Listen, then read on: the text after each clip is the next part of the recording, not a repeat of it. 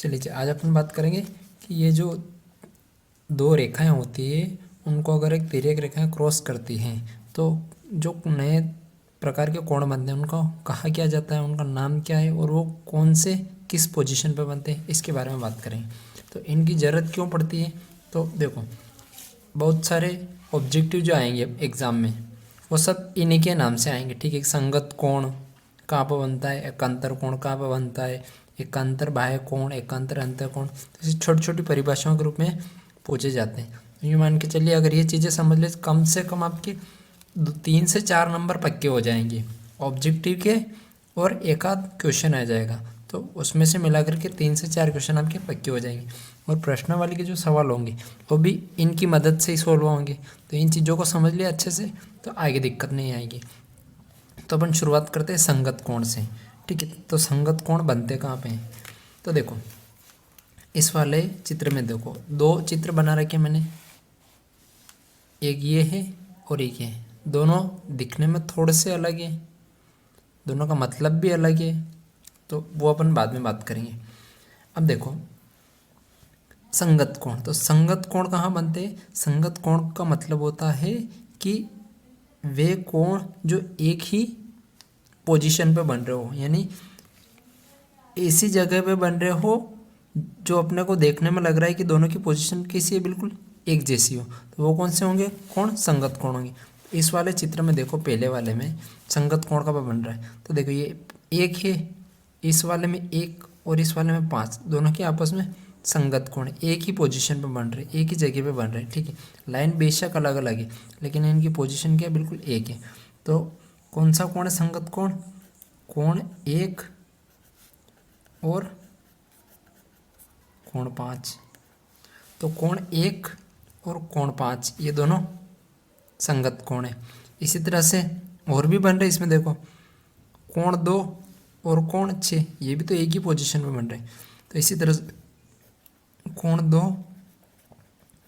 और कोण 6, कोण 6 कोण लिखना था मैंने लिख दिया डायरेक्ट। ठीक है, तो कोण 2 और कोण 6 एक ही पोजीशन पे बन रहे। उसी तरह से देखो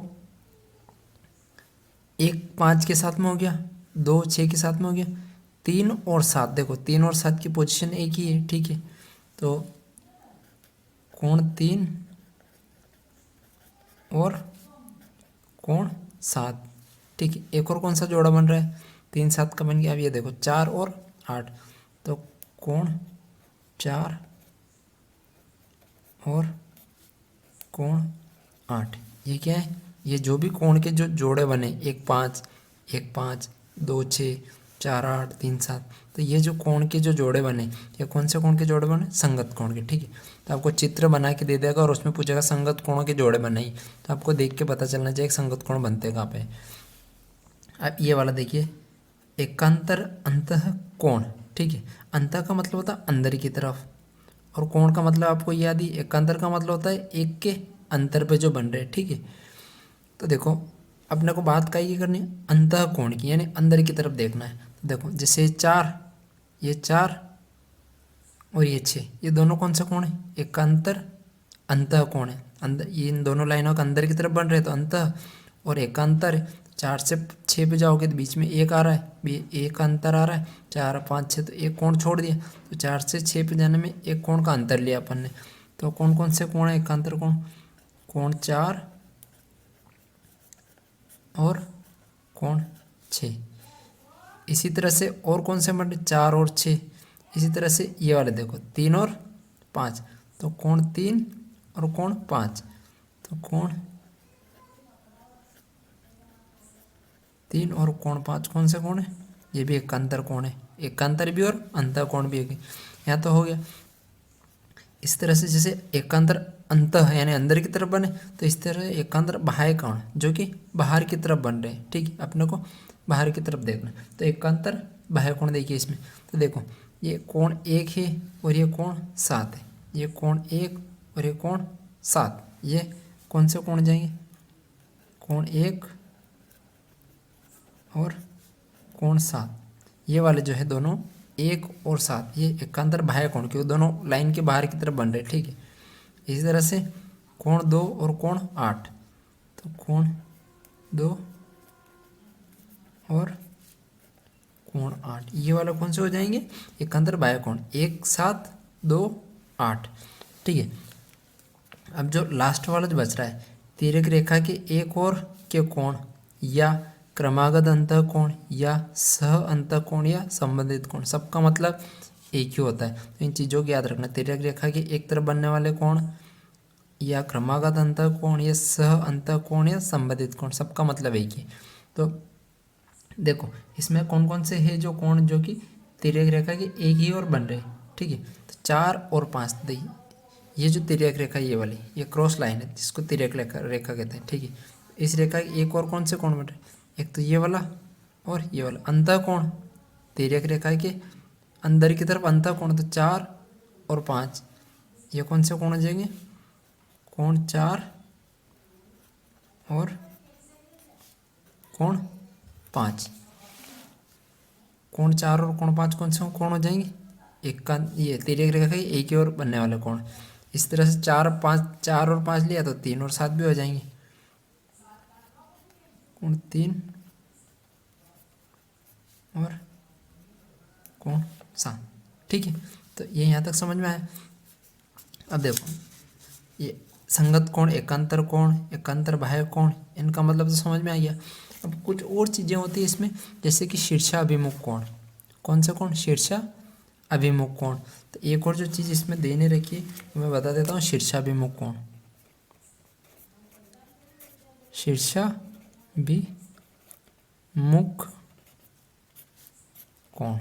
तो शीर्षाभिमुख कोण कहाँ पे बनेंगे, ठीक है, तो शीर्षाभिमुख कोण देखो ऐसे कोण जो बिल्कुल आमने सामने बन रहे हो। तो देखो 1 और 3 आमने सामने, 2 और 4 आमने सामने, 5 और 7 आमने सामने और 6 और 8 आमने सामने। तो शीर्षाभिमुख कोणों के जोड़ क्या है, 1 3। शीर्षाभिमुख कोण कौन कौन से, एक और कोण 3। दूसरा जोड़ा क्या है, 2 और 4, कोण 2 और कोण 4। फिर इसका तो हो गया मैटर, अब इसका देखो 5 और 7, तो कोण 5 और कोण 7। फिर 5 7 और कोण 6 और 8, तो कोण 6 और कोण 8। ठीक है, यहाँ तक समझ में आई। तो देखो ये इस चित्र का तो मैंने बता दिया। अब सेम यही मैटर इस वाले चित्र में, लेकिन इसमें फ़र्क क्या रहेगा कि इस वाले में जो शीर्षाभिमुख कोण है, ये वाले कोण, ठीक है, इस वाले चित्र में ये वाले, ये सब शीर्षाभिमुख कोण है, ये कोण। उसके बाद जो संगत कोण है, जो एकांतर अंतः कोण है, इनका जो मान रहेगा वो बिल्कुल फिक्स रहेगा। फिक्स का मतलब समझ में आ रहा है, क्योंकि देखो ये जो रेखा है दोनों, ये दिखने में कैसे बिल्कुल समांतर है, दोनों रेखाएं कैसी नजर आ रही है, बिल्कुल समांतर है। यहाँ से वहाँ तक इनके जो बीच का जो अंतर है वो बिल्कुल क्या है, समांतर है। ऐसा तो नहीं कि जैसे ये थी तो ये समांतर कहाँ थी, एक सीधी इधर जा रही है और एक इधर जा रही। जब ये आगे की तरफ बढ़ती इधर और ये भी आगे की तरफ बढ़ती तो कहीं न कहीं जाके प्रतिच्छेद कर जाती, तो ये समांतर हो ही नहीं रही। लेकिन ये जो दोनों रेखाएं, नीचे वाली और ये ऊपर वाली रेखा एम और रेखा एन, दोनों के आपस में समांतर है। समांतर है तो इनको कितना भी आगे लेके जाओ आप, ये कभी भी एक दूसरे को क्रॉस नहीं करेंगे। तो इस समांतर है ये कैसे पता चलेगा, अपने को सिद्ध तो करना पड़ेगा कि अपन कैसे मान लें कि जो रेखाएं दे रखी है वो बिल्कुल समांतर है। तो उसके लिए अपने को कुछ चीज़ें ध्यान रखनी। वो चीज़ें क्या है कि समांतर दो रेखाओं का अगर आपस में समांतर बताना है, दो रेखाओं को अगर आपस में समांतर बताना है, तो एक तो उनके जो शीर्षाभिमुख कोण है, शीर्षाभिमुख कोण, शीर्षाभिमुख कोण क्या होंगे, बराबर होंगे। पहली चीज, दो रेखाओं को समांतर बताना है तो शीर्षाभिमुख कोण बराबर होंगे। नहीं, एक मिनट, शीर्षाभिमुख कोण बराबर होंगे, नहीं शीर्षाभिमुख कोण बराबर नहीं होंगे, नहीं सही होंगे, ठीक है। शीर्षाभिमुख कोण क्या होंगे, आपस में बराबर होंगे। दो रेखाओं को अगर आपको समांतर बताना है तो उनके शीर्षाभिमुख कोण क्या होंगे, आपस में बराबर होंगे। यानी कोण 1 किसके बराबर होगा, कोण 3 के बराबर होगा। तो ये लिख लेते हैं अपन, ठीक है। तो कोण 1 बराबर होगा कोण 3 की। इसी तरह कोण 2 किसके बराबर होगा, 4 के। तो कोण 2 बराबर होगा कोण 4 के, और कोण 5 किसके बराबर होगा कोण 7 के, कोण 5 बराबर होगा कोण 7 के, कोण 8 बराबर होगा कोण 6 के, या कोण 6 बराबर होगा कोण 8 के। तो अगर ये कोण, ये आमने सामने के जो शीर्षाभिमुख कोण ये अगर बराबर बन रहे हैं तो वो जो रेखा है वो क्या है, समांतर है। पहली चीज़ ये ध्यान रखनी है। दूसरी बात, अगर ये आपको नज़र नहीं आ रहा है, दूसरी चीज़ क्या है कि जो एकांतर अंतःकोण है, एकांतर अंतःकोण है, तो इस वाले में देखो एकांतर अंतःकोण कहाँ पे बन रहे हैं, तो देखो इस वाले में एकांतर अंतःकोण कहाँ पे बन रहे हैं, 4 6 3 5। तो एकांतर अंतःकोण भी क्या होंगे, बराबर। कोण 4 किसके बराबर होगा, कोण 6 के बराबर होगा। फिर कोण 4 6 के बराबर होगा, कोण 3 किसके बराबर होगा, कोण 5 के बराबर होगा। कोण 3 बराबर कोण 5 के बराबर होगा। तो ये चीज़ हमेशा ध्यान रखना कि दो रेखाएं अगर समांतर है तो उनके शीर्षाभिमुख कोण बराबर होने चाहिए, और जो एकांतर अंतःकोण है, या लिख देता हूँ मैं कौन से कोण बराबर लिखे अपने, एकांतर अंतःकोण, ठीक है। अगर एकांतर अंतःकोण बराबर है तो ऑटोमेटिक जो एकांतर बाह्य कोण है वो तो ऑटोमेटिक बराबर हो जाएंगे। कोई भी एक चीज़ अपने को बराबर बतानी, एक चीज़ बराबर बता दी तो दूसरी तो ऑटोमेटिक बराबर हो जाती है। ये गणित का नियम है। तो देखो इसमें समझ में आ गया। अब देखो जैसे मैं कभी आगे सवाल कराऊंगा 6.2 के, तो उसमें ये चीज़ें डायरेक्ट अपने को दिख जानी चाहिए कि अगर ये पूछ रहा है कि दो रेखाओं को समांतर बताना है, समांतर बताने का जो चिन्ह है वो चिन्ह मैं यहाँ पर लिख देता हूँ कि अगर रेखा एम जो है वो रेखा एन के समांतर है तो इसको ऐसे लिखते हैं, जो रेखा एम है ये निशान रह गया समांतर का, और ये किसके समांतर है, एन के। तो एम जो है वो समांतर है किसके, एन के। तो ये चीज़ ऐसे लिखी जाती है। क्या कोई नाम भी हो सकता है, रेखा ए बी और रेखा सी डी, तो ए बी समांतर है सी डी के। तो आपको ये चिन्ह देख के समझ जाना चाहिए कि ये जो चिन्ह है ये काय का चिन्ह है, समांतर का चिन्ह है। अब इसमें थोड़ा और अपन बात करते हैं कि अपन इन चीज़ों की बात करें। उसके बाद में तीसरी चीज़ ये कि देखो आपको पता है कि मैं बता देता हूँ, दूसरे पेन से खींच रहा हूँ क्योंकि अब नहीं बनाया हो ये चित्र तो पहले बना लो, क्योंकि अब चित्र में मैं कुछ गड़बड़ करूँगा यानी इसमें कुछ निशान बनाऊँगा तो फिर ये पूरा डिसमिस हो जाएगा। तो पहले अगर नोट नहीं किया हो तो इन चीज़ों को नोट कर लेना। जो भाई क्लास में नहीं आए थे वो भी नोट कर लेना, और जिनको जो आए थे और जिनको समझ में आया वो भी नोट कर लेना। तो ठीक है, ये मैंने इसे रख दिया है, इसको आराम से आप नोट करो। वीडियो को रोक करके आराम से नोट कर लेना। मैं अब आगे का बता रहा हूँ क्योंकि टाइम ज़्यादा हो जाएगा फिर। तो देखो अब मैंने पहले ही बताया आपको कि ये जो यहाँ से लेकर के यहाँ तक का जो कोण बनता है ये कितने डिग्री का बनता है, ये पूरा कितने डिग्री का बनता है। एक तरह से चांदा बन गया है तो ये पूरा कितने डिग्री का बनता है, 180 डिग्री बनता है। सेम चीज़ नीचे की तरफ भी होती है, यहाँ से यहाँ तक कितना होता है, 180 डिग्री का होता है। यहाँ तक समझ में आया। इसी तरह से इस लाइन में भी यहाँ से यहाँ तक 180 डिग्री, और ये यहाँ से यहाँ तक का कितना हो जाएगा, 180 डिग्री हो जाएगा। ठीक है, तो देखो यहाँ 180 डिग्री जो बन रहा है ऊपर का और नीचे का, इसमें भी देखो तो ये किन्हीं दो कोणों का तो योग बन रहा है ना। देखो कोण 4 और कोण 3 दोनों को अगर जोड़ेंगे, ये कोण 4 यहाँ था, कोण 3 है, इन दोनों को जोड़ेंगे तभी तो टोटल 180 बनेगा। तो इस वाले में क्या होता है कि जैसे कि ये जो पूरा कोण है ये यहाँ से यहाँ तक का ये 180 डिग्री बन रहा है। अभी 180 डिग्री बनने में अपने को दो कोण चाहिए, एक तो ये 4 नंबर वाला कोण और ये 3 नंबर वाला कोण। तो कोण 4 और कोण 3 इन दोनों को मिलाकर ही तो 180 बन रहा है। यानी अपन क्या कह सकते हैं कि कोण 3 प्लस कोण 4 दोनों मिलाकर के कितना बन रहा है, 180 डिग्री। इसी तरह से ऊपर भी देखिए कोण 1 और कोण 2 मिलाकर के भी कितना बन रहा है, कोण 1 प्लस कोण 2 मिलाकर भी कितना बन रहा है, 180 डिग्री बन रहा है। ठीक, ये चीज़ समझ में है। तो ये जो दोनों कोण है ये कौन से कोण है, रेखा के एक ही तरफ वाले कोण, और ऊपर वाले भी देखो ये दोनों भी कितने हैं, रेखा के दूसरी तरफ वाले कोण। तो अपन क्या बता सकते हैं कि एक रेखा जो होती है उसके एक तरफ बने दोनों कोणों का योग कितना होता है, 180 डिग्री होता है। ये 180 डिग्री का कोण जो होता है इसको ऋजु कोण भी कहते हैं, और इसी को समपूरक कोण भी कहते हैं। तो दो समपूरक कोणों का योग कितना होता है? 180 डिग्री होता है। तो ये चीज़ ध्यान रखना। अब जो समांतर रेखा होती है, जैसे एम और एन दो समांतर रेखा है, तो इनमें क्या फ़र्क है? तो समांतर रेखा में क्या होता है, जो अपन आगे बात करेंगे कि ये जो 4 नंबर वाला कोण है, ये वाला, इसका और ये जो 6 नंबर वाला कोण है, एकांतर कोण, कोण 4 और कोण 6, ये जो एकांतर कोण है, ये आपस में क्या होंगे? इनका योग क्या होगा? 180 डिग्री हो। इन दोनों कोणों का योग कितना हो जाएगा? 180 डिग्री हो जाएगा। तो ये चीज़ अपन आगे जब सवाल करेंगे तब उसमें बात करेंगे। अभी के लिए इतना ही, और मैं कोशिश करूँगा कि डेली एक वीडियो डाल दूँ ताकि कंसिस्टेंसी बनी रहे। तो देखिए जी, जैसे कि मैंने एक रेखा खींची ए बी, इसको एक और जो दूसरी रेखा है, ये वाली एक और दूसरी रेखा, ये इसको क्या करें? प्रतिच्छेद करें। किस बिंदु पर प्रतिच्छेद करें? ओ पर।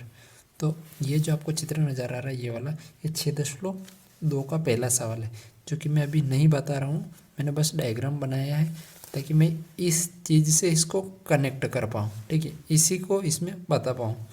तो देखो, जब एक रेखा को दूसरी रेखा प्रतिच्छेद करती है तो इसमें 4 कोण बनते हैं। पहला कोण ये वाला, दूसरा ये वाला, तीसरा ये वाला, और ये चौथा कोण है, ठीक है। तो इन जो चारों कोण बने हैं, इनमें ये वाला कोण जिस पर मैं एक राइट लगा रहा हूँ, और ये वाला कोण, दोनों क्या होते हैं? शीर्षाभिमुख कोण होते हैं। और शीर्षाभिमुख कोण क्या होते हैं? हमेशा बराबर होते हैं। तो आप चाहो तो इसको 1 नंबर दे दो, ये 2 हो जाएगा, और इसको 3 नंबर दे दो। तो कोण 1 किसके बराबर होगा? कोण 3 के बराबर होगा। ठीक इसी तरह से ये वाला जो कोण है, जिस पर मैं डबल राइट लगा रहा हूँ, ठीक है, इसको 2 नंबर दे देते हैं। ये इस वाले कोण के जिस पर अपन डबल राइट लगा रहे हैं, इसकी क्या होगा? बराबर होगा। इसको 4 नंबर दे दो। यानी 2 कोण किसके बराबर होगा? कोण 4 के बराबर। कोण 2 बराबर होगा कोण 4 के। ये चीज़ समझ में आई? ठीक। तो ये तो अपन ने क्या किया कि एक लाइन को दूसरी लाइन क्या करी? क्रॉस करी। इसी तरह से इस वाले चित्र में देखो, इस वाले चित्र में इसमें क्या है कि एक रेखा को दूसरी रेखा प्रतिच्छेद करे, और ये जो रेखा प्रतिच्छेद करे, ये आगे जा कर के एक और रेखा को प्रतिच्छेद करे। तो कुल मिला कि एक रेखा 2 अन्य रेखाओं को क्या करी? प्रतिच्छेद करी। तो इसमें भी 4 कोण बन रहे अपने। 4 कोण कौन कौन से? तो 4 कोण नज़र आ रहे होंगे यहाँ पर साफ साफ।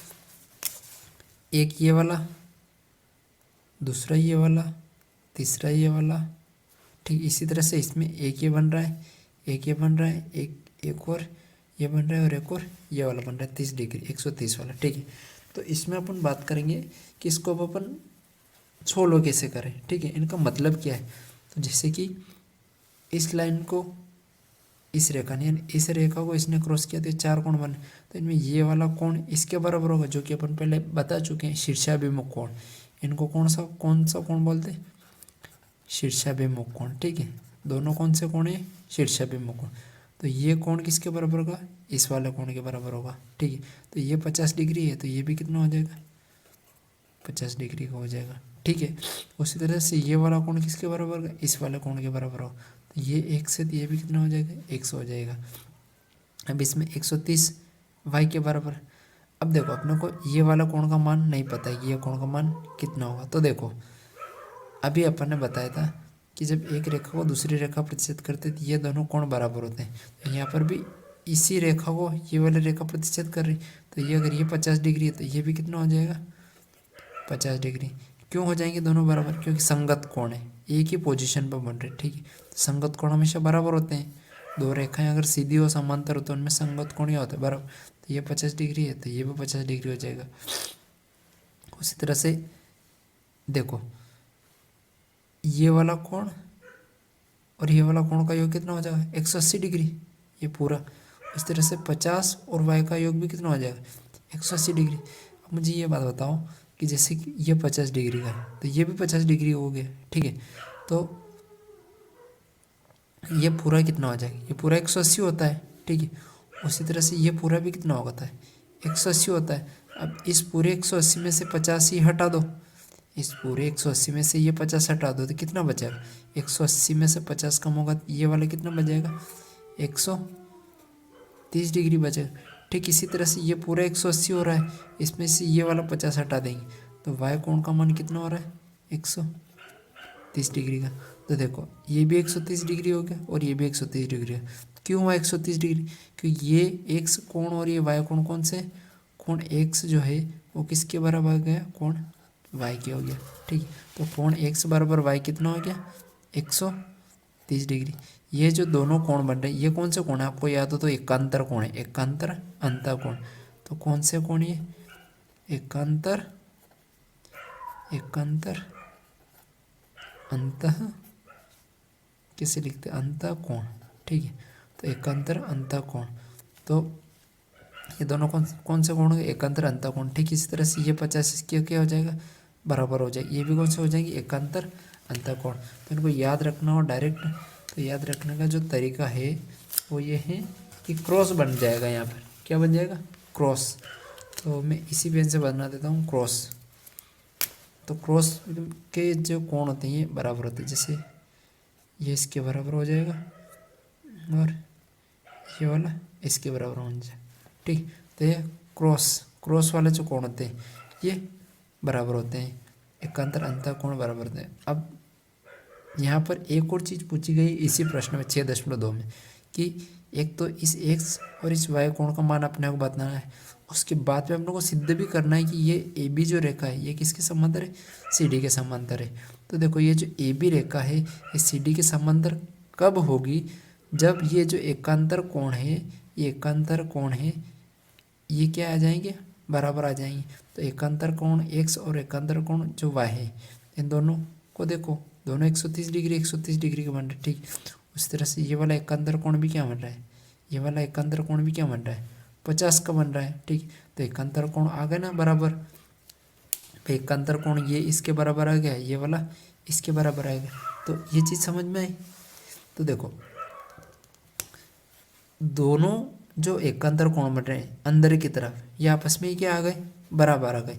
ये दोनों अगर आपस में बराबर है तो ये जो रेखा है ए बी है, ये जो रेखा ए बी है ये समांतर हो जाएगी रेखा सी डी की। ठीक है रेखा ए बी किसके समांतर हो जाएगी, रेखा सी डी के समांतर हो जाएगी। तो ये तो मैंने इसको डायरेक्ट बताया कि देखो होता कैसे हैं चीज़ें, होती कैसे हैं अंदर। अब इनको लिखना कैसे है वो मैं अगले वीडियो में बता दूंगा, तब तक आपको वेट करना पड़ेगा क्योंकि लिखने में अपने को एक एक स्टेप लिखना पड़ेगी कि ये वाला कोण कौन सा बन रहा है, ये वाला कोण कौन सा बन रहा है, इसको संगत कोण क्यों कहते हैं, वो सब चीज़ें लिखना पड़ेगी। लेकिन मैं आपको पहले इसलिए बता रहा हूँ ताकि आपके दिमाग में एक चीज़ बैठ जाए कि चीज़ सरल है बिल्कुल, बस उसको अपने को पहले समझना है और जो अपन ने समझा है उसी को गणित की भाषा में लिख देना है, उसी के